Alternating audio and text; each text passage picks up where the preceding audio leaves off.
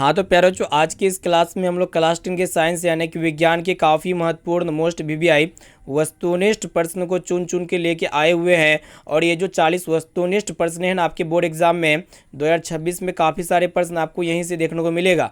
तो प्यारे बच्चों, अगर आप भी इस बार फाइनल मैट्रिक बोर्ड परीक्षा देने वाले हैं, अगर आप चाहते हैं कि साइंस में एक भी प्रश्न ना छूटे, तो इस क्लास को आप बिल्कुल शुरू से लेकर आखिरी तक देख लेते हैं ना, तो आपके एग्जाम में काफ़ी सारे प्रश्न इसी क्लास से रहने वाला है। तो प्यारे बच्चों, फटाफट से क्लास को लाइक कर दीजिएगा। चैनल पर नए हैं तो चैनल को भी सब्सक्राइब कर लीजिएगा। साथ में बगल में नोटिफिकेशन बेल आइकन आएगा, इसे प्रेस करके ऑल पर जरूर सेलेक्ट कर लीजिएगा। और जितने भी विद्यार्थी अभी तक हमारे व्हाट्सएप ग्रुप में नहीं जुड़े हैं, तो फटाफट से मेरा व्हाट्सएप नंबर लीजिए। मेरा व्हाट्सएप नंबर है 6206076569। इस नंबर को आप सेव कीजिए। आप बोलिए कि सर हमें व्हाट्सएप ग्रुप में जोड़ दीजिए, तो हम जो है ना आपको व्हाट्सएप ग्रुप में जोड़ देंगे। ठीक है, तो ये क्लास काफ़ी महत्वपूर्ण है। क्लास को बिल्कुल आप शुरू से लेकर आखिरी तक जरूर कीजिएगा। तो चलिए प्यारे बच्चों, पहला प्रश्न से वीडियो को शुरू करते हैं। तो आइए प्यारे बच्चों, देखते हैं यहाँ पे आज का प्रथम प्रश्न। देखिएगा, प्रश्न ये करा है कि आपसे पूछा जा रहा है कि प्रकाश के अपवर्तन के कितने नियम है। बहुत ही सिंपल और मस्त धमाकेदार प्रश्न है। तो प्रकाश के अपवर्तन के कितने नियम है, तो हम आपको चिल्ला चिल्ला के पढ़ाए हुए हैं कि प्रकाश के परावर्तन के 2 नियम होते हैं। उसी प्रकार प्रकाश के अपवर्तन के भी कितने नियम होते हैं प्यारे बच्चों, 2 नियम होते हैं। यानी कि यहाँ पे बी वाला ऑप्शन बिल्कुल ही करेक्ट आंसर हो जाएगा। बोर्ड एग्जाम के लिए काफ़ी ही महत्वपूर्ण प्रश्न है। आपके बोर्ड एग्जाम में 100% पूछ लिए जाते हैं ये प्रश्न। अब आइए प्यारे बच्चों, देखते हैं यहाँ पे अगला प्रश्न। यहाँ पे आपसे पूछा जा रहा है, वही प्रश्न यहाँ पे है कि प्रकाश के परावर्तन के कितने नियम होते हैं। तो प्यारे बच्चों, जिस प्रकार प्रकाश के अपवर्तन के 2 नियम होते हैं, तो उसी प्रकार प्रकाश के अपवर्तन के भी 2 नियम होते हैं, लेकिन इनके नियम यहाँ पे बिल्कुल अलग अलग है। ठीक है प्यारे बच्चों, ये प्रश्न आपके बोर्ड एग्जाम में गत वर्ष में बहुत बार पूछा जा चुका है ये प्रश्न, और ये 2026 में 100% देखने को मिला है। मेरा गारंटी है दोनों में से कोई ना एक प्रश्न तो अवे करेगा। ठीक है, इसको अच्छी तरीके से याद रखिएगा। ये दोनों प्रश्न है ना, दोनों प्रश्न में से एक ना एक प्रश्न आएगा ही। ठीक है, इसको ये मेरा गारंटी है। ठीक है, 2026 के एग्जाम में, तो इसीलिए दोनों में से कोई भी एक प्रश्न को याद रखिए। दोनों प्रश्नों को आपको याद रखना है, और इनके साथ साथ जितने भी यहाँ पे हम क्वेश्चंस कराएंगे ना, सभी क्वेश्चंस को यहाँ पे आपको याद करते हुए जाना है। ठीक है, लेकिन यहाँ पे हम गारंटी देते हैं कि दोनों में से कोई एक प्रश्न अवे करेगा। ठीक है, अब आइए प्यारे बच्चों, देखते हैं यहाँ पे नेक्स्ट क्वेश्चन। यहाँ पे आपसे पूछा जा रहा है, प्रश्न काफी महत्वपूर्ण है कि निम्न में से कौन सा पदार्थ लेंस बनाने के लिए प्रयुक्त नहीं किया जा सकता है। तो प्यारे प्यारे बच्चों, आपको पता होना चाहिए, हम लोग मिट्टी का प्रयोग जो है ना, मतलब लेंस बनाने के लिए इसका प्रयोग नहीं कर सकते हैं। यानी कि यहाँ पे डी वाला ऑप्शन बिल्कुल ही करेक्ट आंसर हो जाएगा। और प्यारे बच्चों, आपके एग्जाम में एक प्रश्न भी पूछे जा सकते हैं कि लेंस कितने प्रकार के होते हैं। लेंस 2 प्रकार के होते हैं, पहला होता है अवतल लेंस और दूसरा होता है उत्तल लेंस। ठीक है, अब चलिए प्यारे बच्चों, देखते हैं यहाँ पे अगला प्रश्न की तरफ बढ़ चलते हैं। अब आइए प्यारे बच्चों, देखते हैं यहाँ पे अगला प्रश्न को। देखिएगा क्या करा है कि यहाँ पे आपसे पूछा जा रहा है कि अवतल लेंस का आवर्धन यानी कि जो एम होते हैं, जिसको हम लोग मैग्निफिकेशन कहते हैं, ये किसके बराबर होते हैं। काफ़ी महत्वपूर्ण प्रश्न है, 100% पूछे जाने वाले प्रश्न है। तो लेंस का जो आवर्धन होते हैं ना, बराबर क्या होते हैं प्यारे बच्चों, एम बराबर क्या होते हैं, V/U होते हैं। इसे आपको याद होना चाहिए। यानी कि यहाँ पे डी वाला ऑप्शन जो है ना, बिल्कुल ही करेक्ट आंसर हो जाएगा। और प्यारे बच्चों, आपको पता होना चाहिए, लेंस के केस में आवर्धन जो होते हैं ना, क्या होते हैं प्यारे बच्चों, पॉजिटिव होते हैं, यानी कि धनात्मक होते हैं। और दर्पण के केस में क्या होते हैं प्यारे बच्चों, नेगेटिव होते हैं। इसे आपको याद होना चाहिए। अब आइए देखिए यहाँ पे अगला प्रश्न। यहाँ पे आपसे पूछा जा रहा है कि किसी माध्यम के अपवर्तनांक का मान क्या होता है। ठीक है, तो प्यारे बच्चों, किसी भी माध्यम के अपवर्तनांक का जो मान होता है ना, क्या होते हैं, sin I/sin R कहते हैं। ये प्रकाश के अपवर्तन के दूसरे नियम है, जिसे हम लोग क्या कहते हैं प्यारे बच्चों, स्नेल का नियम भी कहते हैं। ठीक है, इसको अच्छी तरीके से याद रखिएगा। कहने का तात्पर्य है कि किसी खास 2 माध्यम के लिए आपतन कोण की जया अपवर्तन कोण की जया का अनुपात जो होता है ना, स्थिरांक होता है। और इसे हम लोग किसके द्वारा दिखाते हैं प्यारे बच्चों, स्नेल के नियम को म्यू के द्वारा दिखाते हैं। और ये म्यू बराबर जो होते हैं ना प्यारे बच्चों, क्या होते हैं, sin I/sin R होते हैं। इसे आपको याद रखना है। अब चलिए प्यारे बच्चों, देखते हैं यहाँ पे अगला प्रश्न। देखिएगा यहाँ पे नेक्स्ट क्वेश्चन। यहाँ पे आपसे पूछा जा रहा है कि समतल दर्पण द्वारा बना प्रतिबिंब हमेशा कैसा होता है। तो समतल दर्पण में हमेशा कैसा प्रतिबिंब बनता है, आपको पता होना चाहिए। हमेशा वर्चुअल यानी कि काल्पनिक प्रतिबिंब बनता है। और समतल दर्पण में जो प्रतिबिंब होता है ना प्यारे बच्चों, ये कैसा होता है प्यारे बच्चों, यहाँ पे आपको पता होना चाहिए, सीधा बनता है और काल्पनिक बनता है। ठीक है, और वस्तु के बराबर हमेशा प्रतिबिंब बनता है। अब आइए प्यारे बच्चों, देखते हैं यहाँ पे अगला प्रश्न। यहाँ पे आपसे पूछा जा रहा है कि हजामत बनाने के लिए प्रयोग किया जाता है। तो हजामत बनाने के लिए हम लोग कौन सा दर्पण का प्रयोग करते हैं, तो अवतल दर्पण का प्रयोग करते हैं। आपको पता होना चाहिए। और प्यारे बच्चों, ये जो अवतल दर्पण होते हैं ना, इसमें मतलब प्रतिबिंब जो बनते हैं, कैसा बनते हैं, वास्तविक और बड़ा बनते हैं। आपको पता होना चाहिए। अब चलिए प्यारे बच्चों, देखते हैं यहाँ पे नेक्स्ट क्वेश्चन की तरफ बढ़ चलते हैं। अब आइए प्यारे बच्चों देखते हैं यहाँ पे अगला प्रश्न यहाँ पे आपसे पूछा जा रहा है कि किसी लेंस द्वारा उत्पन्न आवर्धन का ऐसे मात्रक क्या होते हैं। ठीक है, तो प्यारे बच्चों किसी भी लेंस के द्वारा जो उत्पन्न आवर्धन होते हैं ना, उसका जो ऐसे ही मात्रक होते हैं, उसका कोई भी मात्रक नहीं होता, यानी कि वो यूनिट लेंस होते हैं जिसे हम लोग मात्रक विभिन्न कहते हैं। आपको पता होना चाहिए, यानी कि यहाँ पे डी वाला विकल्प इसका बिल्कुल ही करेक्ट आंसर हो जाएगा। अब आइए प्यारे बच्चों देखते हैं यहाँ पे अगला प्रश्न क्या कराए कि यहाँ पे आपसे पूछा जा रहा है कि वाहनों के साइड मिरर यानी कि पीछे देखने के दर्पण में किस दर्पण का प्रयोग किया जाता है। ठीक है, तो प्यारे बच्चों साइड मिरर का उपयोग हम लोग कौन मतलब साइड मिरर में किस दर्पण का प्रयोग करते हैं, तो आपको पता होना चाहिए इसमें हम लोग उत्तल दर्पण का प्रयोग करते हैं, क्योंकि उत्तल दर्पण में जो प्रतिबिंब बनता है ना प्यारे बच्चों हमेशा सीधा और वस्तु से छोटा बनता है। अब आइए देखिए यहाँ पे अगला प्रश्न यहाँ पे आपसे पूछा जा रहा है कि उत्तल दर्पण में प्रतिबिंब कैसा बनता है, तो आपको पता होना चाहिए उत्तल दर्पण में हमेशा काल्पनिक यानी कि आभासी या फिर काल्पनिक प्रतिबिंब बनता है, यानी कि यहाँ पे बी वाला विकल्प इसका बिल्कुल ही करेक्ट आंसर हो जाएगा। एग्जाम के लिए बहुत ही महत्वपूर्ण है। और प्यारो जो ये काल्पनिक प्रतिबिंब को जो है ना हम लोग पर्दे पर उतार नहीं सकते हैं, बल्कि वास्तविक प्रतिबिंब को पर्दे पर प्राप्त कर सकते हैं।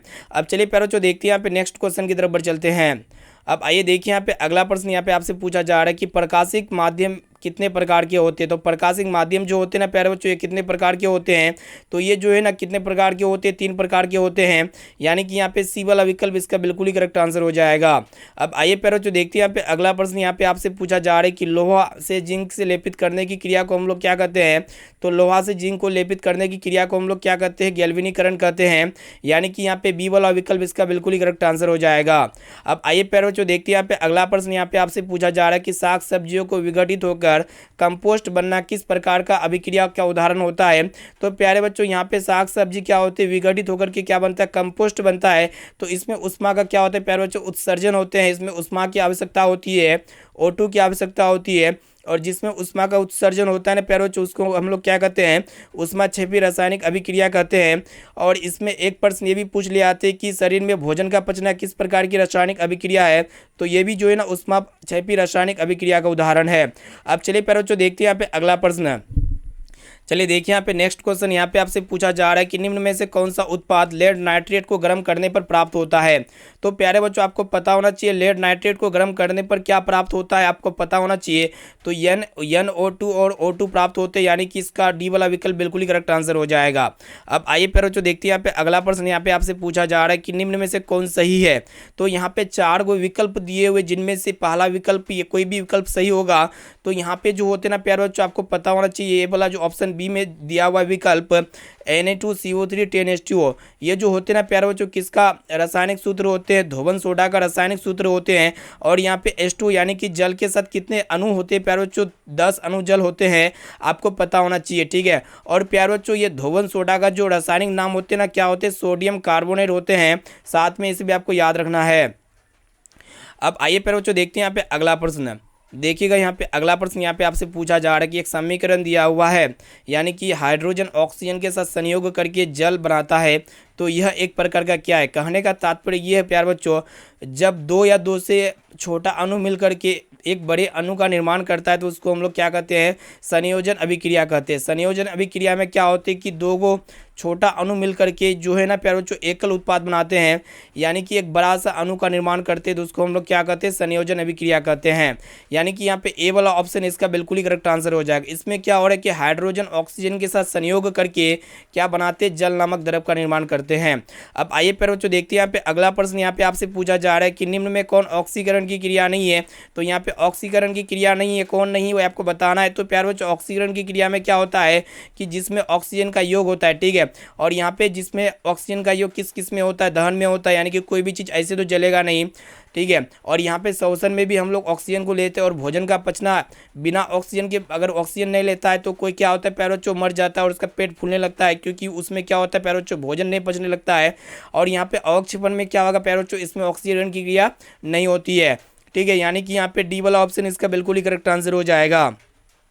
अब आइए प्यारे बच्चों देखते हैं यहाँ पे अगला प्रश्न यहाँ पे आपसे पूछा जा रहा है कि कोई विलयन लाल लिटमस पत्र को क्या कर देता है, नीला कर देता है, तो इसका पीएच मान क्या होगा। तो प्यारे बच्चों हम लोग जानते हैं जो क्षार होते हैं ना ये लाल लिटमस पत्र को क्या कर देते हैं, नीला कर देते हैं। और क्षार का जो पीएच मान होते हैं ना प्यारे बच्चों क्या होते हैं आपको पता होना चाहिए। क्षार का पीएच मान कितना होते हैं प्यारे बच्चों, 7 से क्या होते हैं प्यारे बच्चों, ज़्यादा होते हैं। ठीक है, यहाँ पे जो है ना प्यारे बच्चों 7 से ज़्यादा होते क्षार का पीएच मान, जो कि ऑप्शन डी में आपका दिया हुआ डी वाला विकल्प इसका बिल्कुल ही करेक्ट आंसर हो जाएगा। अब आइए प्यारे बच्चों देखते हैं यहाँ पे अगला प्रश्न की तरफ बढ़ चलते हैं, जो कि काफ़ी महत्वपूर्ण है।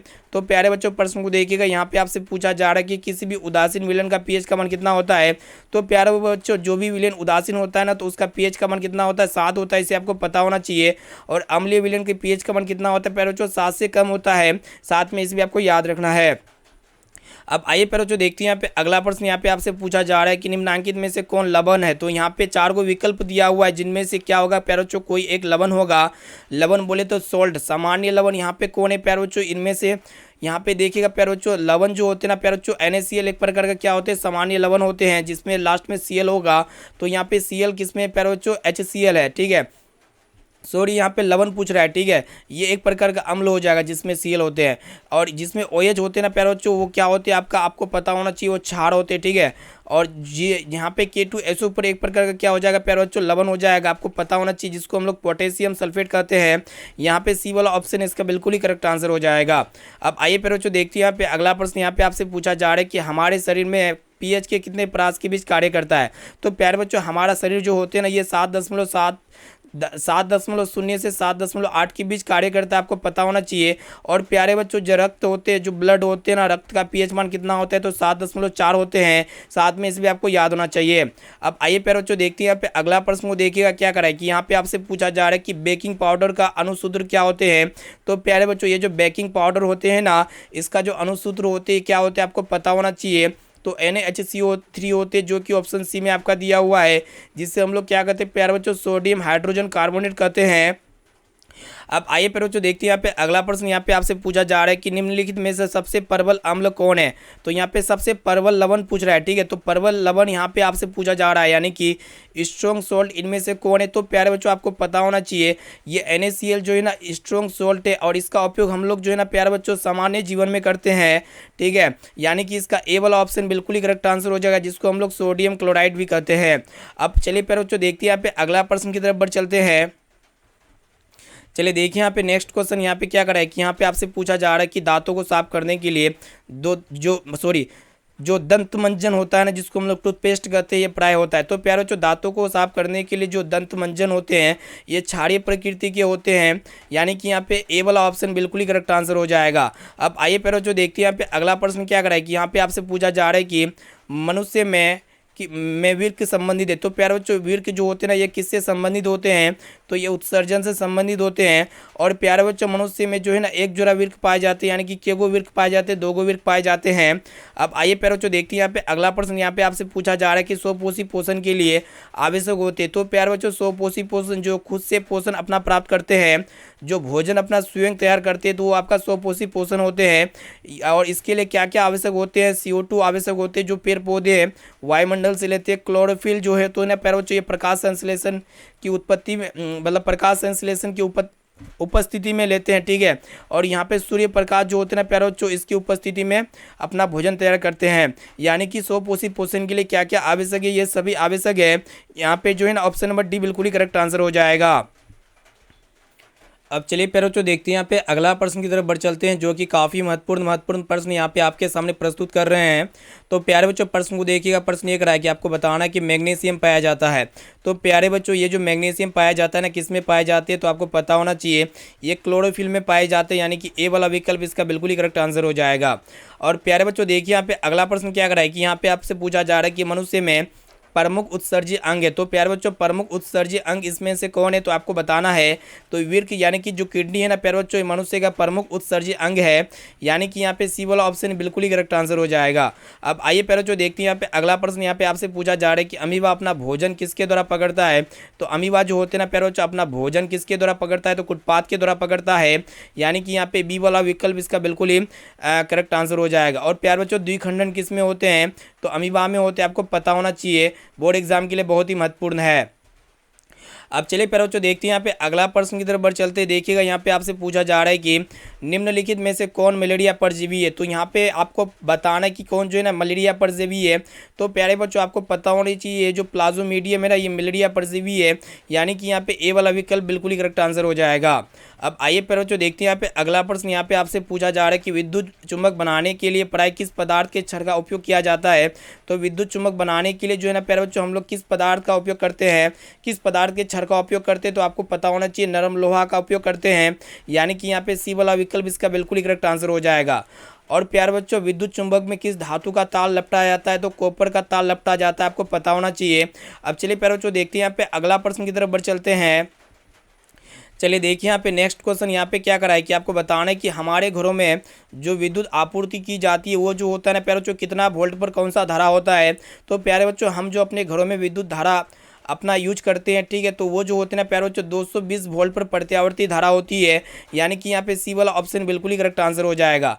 और प्यारे बच्चों आपके बोर्ड एग्जाम में एगो प्रश्न ये भी पूछ ले आते हैं कि घरेलू विद्युत परिपथ की जो घरेलू विद्युत आवृत्ति होती है ना प्यारे बच्चों, घरेलू विद्युत आवृत्ति की जो आपूर्ति होती है उसकी आवृत्ति आपको बताना है, ठीक है, यानी कि जो घरेलू विद्युत आपूर्ति होती है ना उसकी आवृत्ति भारत में कितना होती है। तो 50 हर्ट्ज होती है, आपको पता होना चाहिए, इसको अच्छी तरीके से याद रखिएगा, ठीक है ना।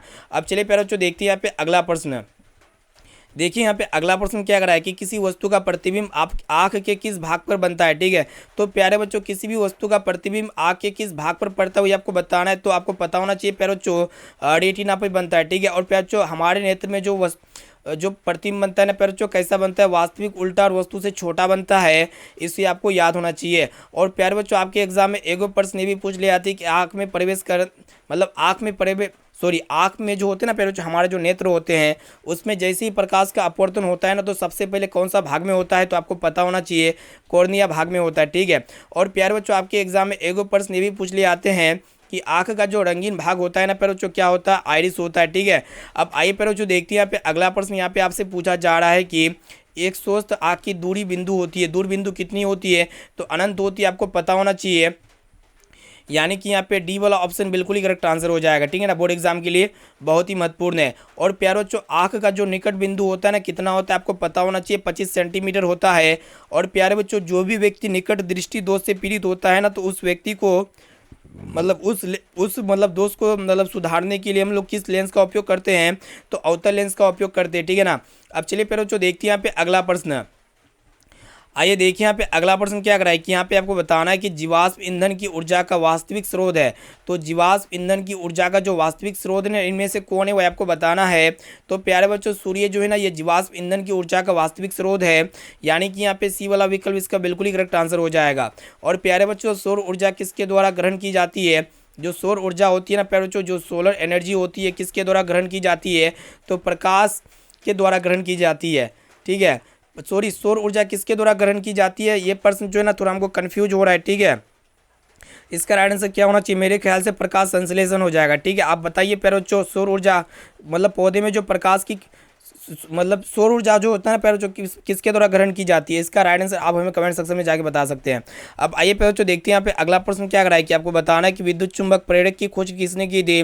तो विद्युत चुंबक प्रेरक की जो खोज की थी ना प्यारे बच्चों किसने की थी, आपको पता होना चाहिए फैराडे ने की थी, यानी कि यहाँ पे ए वाला विकल्प बिल्कुल ही करेक्ट आंसर हो जाएगा। प्यारे बच्चों आपके बोर्ड एग्जाम में एगो प्रश्न ये भी पूछ ले आते हैं कि विद्युत चुंबक प्रेरण में कौन सा बल उत्पन्न होते हैं। तो आपको पता होना चाहिए प्यारे बच्चों प्रेरक बल उत्पन्न होते हैं। आपके एग्जाम के लिए काफ़ी महत्वपूर्ण प्रश्न है, ठीक है ना। और प्यारे बच्चों आपके एग्जाम में एगो प्रश्न ये भी पूछ ले आते हैं कि जो डायनेमो होते हैं ना प्यारे बच्चों डायनेमो किस सिद्धांत पर कार्य करता है। तो विद्युत चुंबकीय प्रेरक सिद्धांत पर कार्य करता है, इसे आपको याद होना चाहिए। अब चलिए प्यारे बच्चों देखते हैं यहाँ पे अगला प्रश्न क्या कराए कि यहाँ पे आपसे पूछा जा रहा है कि विद्युत धारा का मात्रक क्या होता है। तो विद्युत धारा का मात्रक क्या होता है, एम्पियर होता है। और प्यारे बच्चों आपके एग्जाम में एगो प्रश्न ये भी पूछ ले आते हैं कि विद्युत प्रतिरोध का ऐसे मात्रक क्या होते हैं। तो ओम होते हैं, साथ में इसे भी आपको याद होना चाहिए। अब चलिए प्यारे बच्चों देखते हैं यहाँ पे अगला प्रश्न। आइए देखिए यहाँ पे अगला प्रश्न क्या कराए कि आपसे पूछा जा रहा है कि ग्लोबल वार्मिंग के लिए उत्तरदायी गैस कौन है। तो ग्लोबल वार्मिंग के लिए जो उत्तरदायी गैस होते हैं ना प्यारे बच्चों कौन से गैस है। तो आपको पता होना चाहिए CO2 गैस है, यानी कि यहाँ पे सी वाला ऑप्शन बिल्कुल ही करेक्ट आंसर हो जाएगा। प्यारे बच्चों ओजोन परत जो होते हैं ना आपके एग्जाम में एगो प्रश्न ये भी पूछ ले आते हैं कि जो ओजोन परत होते हैं ये किस विकिरण से बचाती है। तो हमें पराबैंगनी विकिरण से बचाती है। बोर्ड एग्जाम के लिए काफ़ी महत्वपूर्ण प्रश्न है। अब आइए प्यारे बच्चों देखते हैं यहाँ पे अगला प्रश्न। यहाँ पे आपसे पूछा जा रहा है कि शरीर में भोजन का पचना किस प्रकार की की अभिक्रिया है। तो शरीर में भोजन का पचना जो होते हैं ना प्यारे बच्चों, ये किस प्रकार की रासायनिक अभिक्रिया में आते हैं, तो ये अपचयन या उपचयन या किस में आते हैं, तो ये अपचयन में आते हैं, यानी कि यहाँ पे डी वाला विकल्प बिल्कुल ही करेक्ट आंसर हो जाएगा। प्यारे बच्चों आपके एग्जाम में एगो प्रश्न ये भी पूछ लिए आते हैं कि ये पचना जो होते हैं ना प्यारे बच्चों किसके द्वारा संपन्न होती है, तो एंजाइम के द्वारा संपन्न होती है। और प्रोटीन का पाचन कहाँ पे होता है प्यारे बच्चों, आपको पता होना चाहिए, तो हमारे आमाशय में प्रोटीन का पाचन होते हैं, ठीक है ना। अब चलिए प्यारे बच्चों देखते हैं यहाँ पे अगला प्रश्न की तरफ बढ़ चलते हैं। चलिए प्यारे बच्चों देखते हैं यहाँ पे लास्ट प्रश्न क्या करा है कि यहाँ पे आपसे पूछा जा रहा है कि कली चुना पर जब जल होती है, मतलब जब कली चुना पर जल प्रभावित की जाती है यानी कि डाला जाता है, तब अभिक्रिया कौन सी अभिक्रिया होती है प्यारे बच्चों, आपको पता होना चाहिए। तो उसमें क्या होता है प्यारे बच्चों, ऊष्मा का उत्सर्जन होता है, यानी कि ऊष्मा क्षेप्य रासायनिक अभिक्रिया के अंतर्गत आते हैं, ठीक है ना। और प्यारे बच्चों कली चुना का रासायनिक सूत्र क्या होते हैं, आपको पता होना चाहिए, CaO होते हैं। और CaO का जो रासायनिक सूत्र होता है ना क्या होते हैं प्यारे बच्चों, कैल्शियम ऑक्साइड होते हैं, ठीक है। और इसमें जब जल डाला जाता है तो अभिक्रिया कौन सी अभिक्रिया होती है, तो ऊष्मा क्षेपी रासायनिक अभिक्रिया होती है। और प्यारे बच्चों आपके एग्जाम में एगो प्रश्न ये भी पूछ लिए जा सकते हैं कि जब कली चूना में मतलब जब कली चूना जल में घुलता है, कली चूना किस में घुलता है प्यारे बच्चों, जल में घुलता है, तो क्या होगा प्यारे बच्चों, आपको पता होना चाहिए।